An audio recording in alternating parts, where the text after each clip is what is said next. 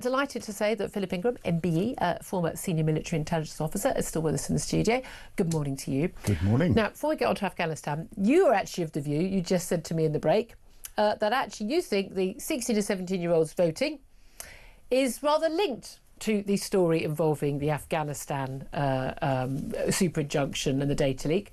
Tell us why. Yeah, because it's an attempt to take the Afghanistan super injunction and everything to do with it off the headlines by throwing out something else sensational. Which we just did. What's the logic behind it? Where's it come from? Where's been the build-up in the press? Oh no, there's definitely been a build-up. This is definitely something they've been planning to do. Yes, but not for it to happen today.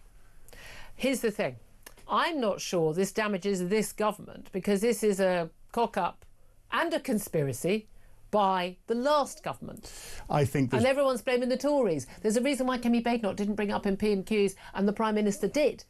Yes, and the Tories are responsible for everything that went on and the reason why we're here. But it's taken a year of Labour to get to the position that they're in. I think if people start to delve into the detail behind it, who knew what beforehand and started to really analyse that, they kept it secret. People also tend to just blame everybody. I mean, I'm always saying, plague on all your houses. There's anything that Labour does wrong. I think, well, we got into this mess because of the Tories, and we got into a lot of the mess the Tories were in because of the last Labour government, and you just can keep going back and back. I'm not sure voters put up with that. They want whoever's in charge right now to do the right thing.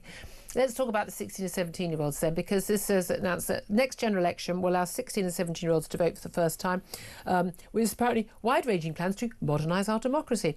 Labour manifesto committed the party to doing this, so we knew it was going to happen. This is for parliamentary elections. This is in line with Scottish and Welsh elections. We always end up doing what they do, and 16-year-olds will be allowed to vote in those elections. Now, we know why the Scots and the Welsh push this forward. There's this view, Scottish nationalists massively, but also Labour Party in Wales as well, supported by Plaid Cymru, that the young people are more likely to vote on the left, more likely to vote for the radical parties. Not that Labour's a radical party, but they're more likely to vote certainly for the SNP, for independence movements. Greens will love this. This will do great for them because the green indoctrination that goes on in our schools. Do you think this is anything more than a cynical move? I mean, you think it's a dead cat to get us off the conversation of Afghanistan. But do you think this is just a cynical move, which is that Labour Party thinks that these people are going to vote for them, and that's why they're doing it? Yep. Okay, and moving on. Jeremy Corbyn's new party is going to be a big winner out of this because a lot of 16, 17-year-olds love what Jeremy Corbyn is coming out with. Here's another factor. We know that the birth rate among immigrant population of this country and first and second generation is way higher than the indigenous white European population, and indeed Afro-Caribbean population as well. We are seeing particularly among Muslims these huge growth rate in the number of Muslims population coming to here, and also in terms of the number of children. And something like one in 5 children who are going to be in British schools in the next 10 years, I think. So I can't remember the exact statistic, but something of that realm will be Muslim children. You are looking at a very large vote from a particular religious group in this country. Now, we know you're from Northern Ireland. We know that the demographics in Northern Ireland are moving towards a Catholic majority. There's already a Catholic majority. There's already a Catholic majority in Northern Ireland of the whole population. But as it moves, people move over 18, you could be more Catholics and Protestant voters. Is there a concern, actually, about having the voting age even younger, that you are affecting the demographics of the voting system? And we've already seen there are 5 MPs in Parliament who are, to all intents and purposes, MPs for Gaza.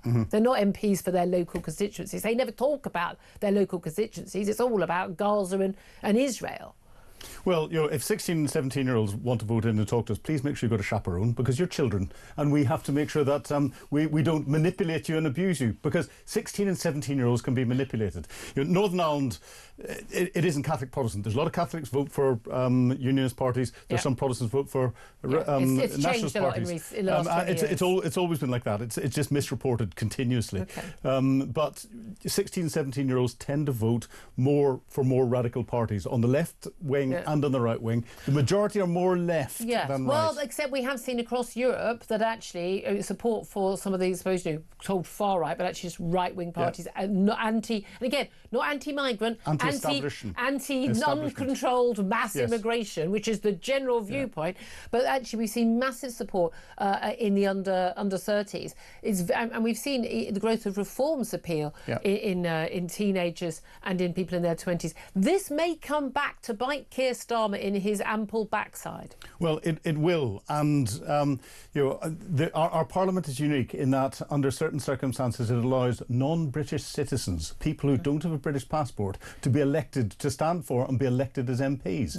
And when we're allowed, and therefore make laws that affect all British citizens. And some of them come from the more radical sides of I just don't think that's politics. an unreasonable requirement. We've had non-British citizens before, but again, I know some of the things that the Remainers, the Keir Starmers and things were pushing for was it shouldn't just be British citizens who have votes and things, like the EU referendum, they were pushing for non-British citizens, EU citizens to have a say.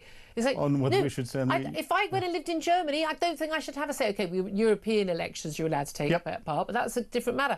But the idea that I should have a say, well, you live somewhere, so what? I'm not a citizen. That's the whole point of being a citizen. But the key thing here is, before the age of 18, look, we saw this, some very high-profile cases like Axel Rudiger-Barnett. Oh, you can't name someone because they're under 18.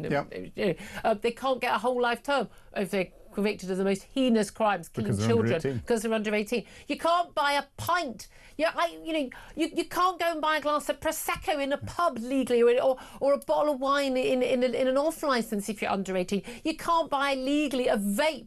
You can't buy a cigarette. You can't get married. That law changed a few years ago. Not even with permission of your parents. You can't get married under 18. You can serve in the army. You can sign up with the army, but you can't go on the front line.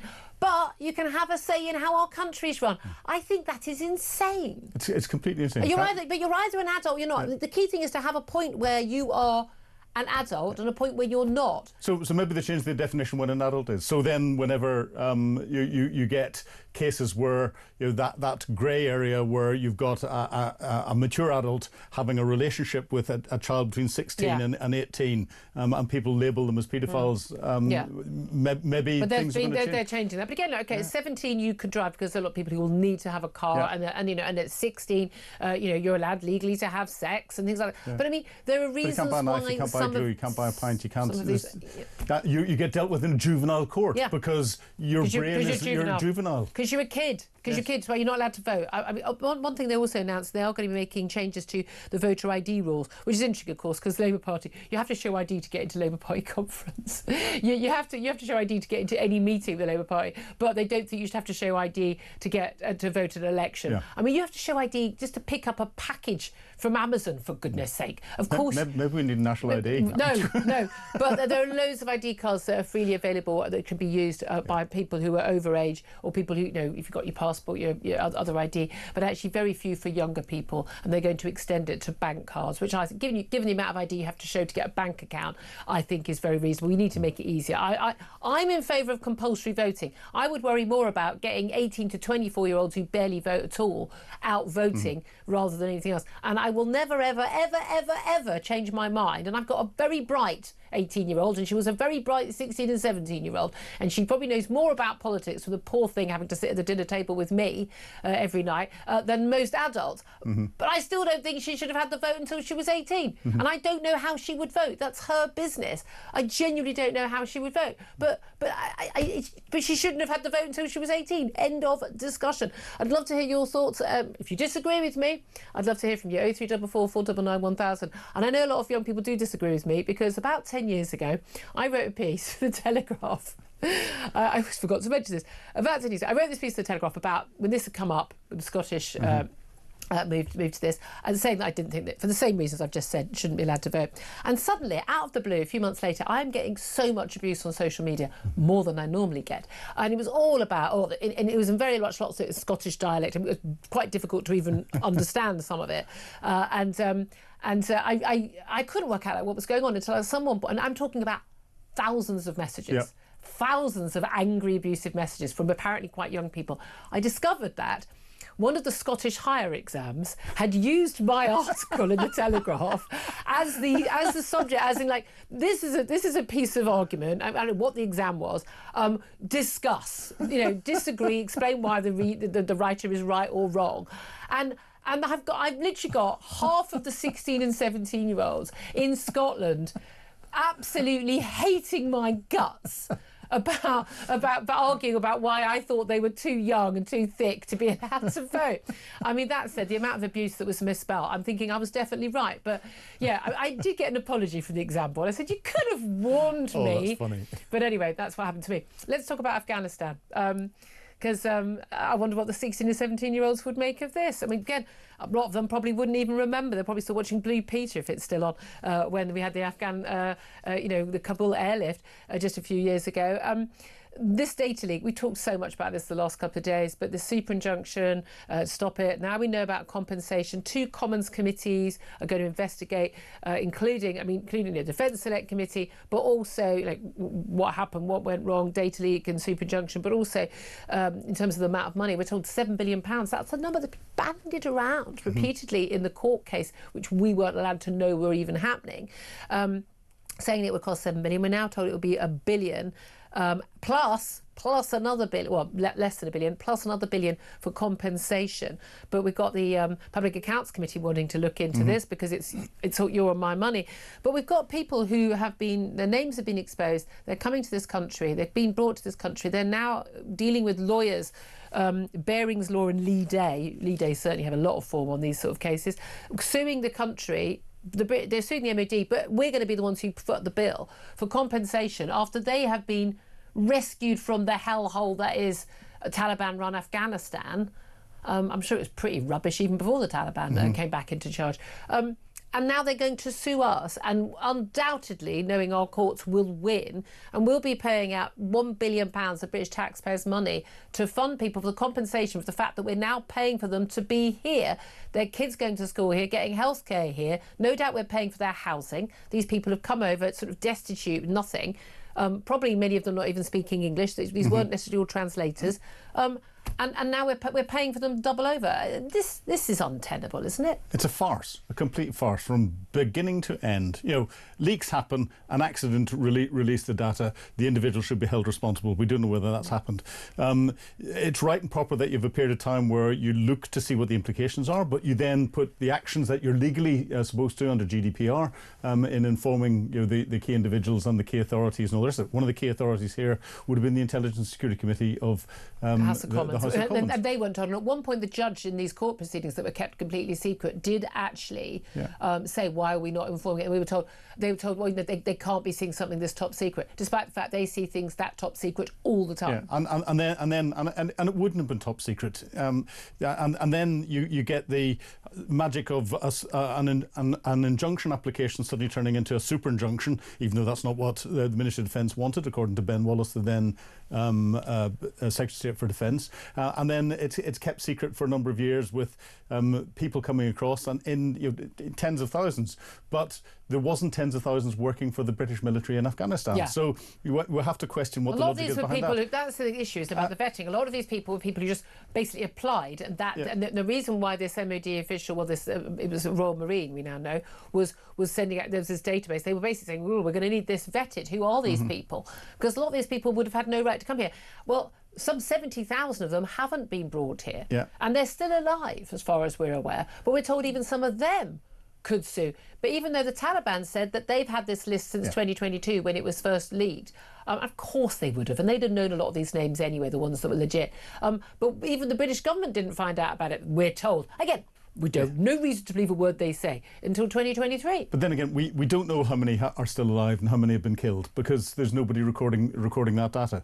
And then we get to the change of government, and the new government comes in and spends a year trying to set the conditions to release this. And all of a sudden, the conditions for release are, the threat has disappeared. Well, no, it's not the government that sets the threat. It'll be the intelligence and security agencies that set the threat.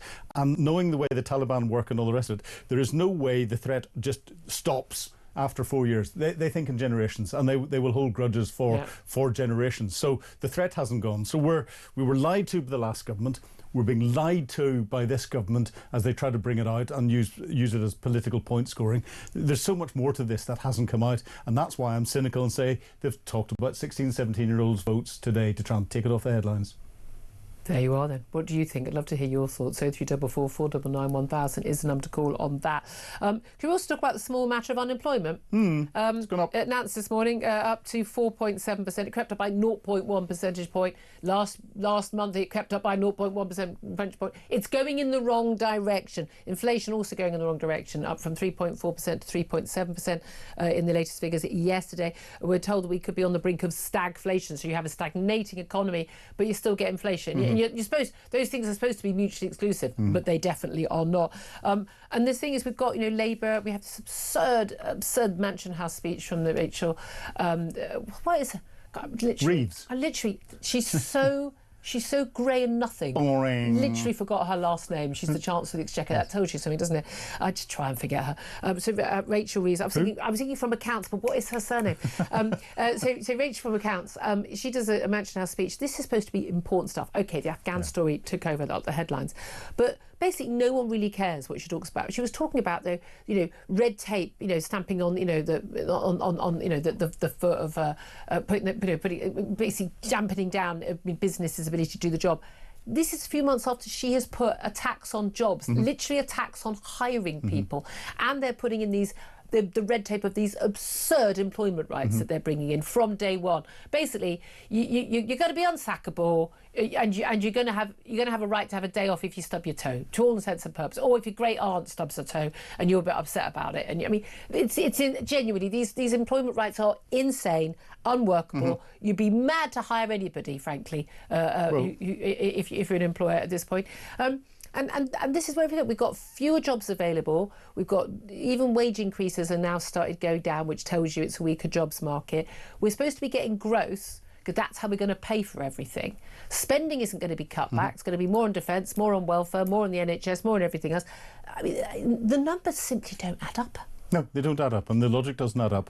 But the logic of if you attack business, they're going to employ fewer people is now coming back to roost, and the government is realising it. I saw headlines that Jaguar and Land Rover are going to lose 500 people, and this is happening across the board. We've seen things. But that might be to do with the American tariffs, though. Well, but it's everything. It's also the employment costs. Your Poundland has had to be sold, and they're closing lots of stores down. Our local Poundland had to close down about a year ago because the shoplifting was so much they genuinely couldn't. They literally could not keep it afloat. Yeah, and it's happening across. We see across the retail sector, and we see across so many sectors. Hospitality. Pubs, we've got so many pubs closing down as well because hospitality can't afford. As I keep saying, it's all going terribly well. And Rachel from accounts, Rachel Reeves, she doesn't realise this. Meanwhile, there is a steely focus on growth. Okay. What is it that's growing? Yeah, exactly.